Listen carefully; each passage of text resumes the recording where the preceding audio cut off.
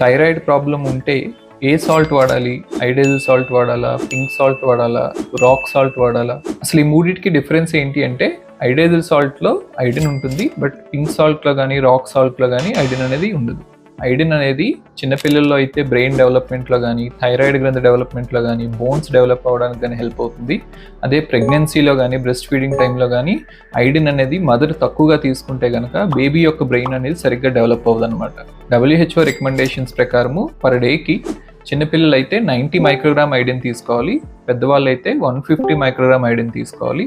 అదే ప్రెగ్నెన్సీలో కానీ, బ్రెస్ట్ ఫీడింగ్ టైంలో కానీ మదర్స్ 250 మైక్రోగ్రామ్ వరకు ఐడిన్ తీసుకోవాల్సి వస్తుంది. మనం 5 గ్రామ్ ఐడైజల్ సాల్ట్ తీసుకుంటే కనుక అందులో 75 మైక్రోగ్రామ్ ఐడిన్ మాత్రమే ఉంటుంది.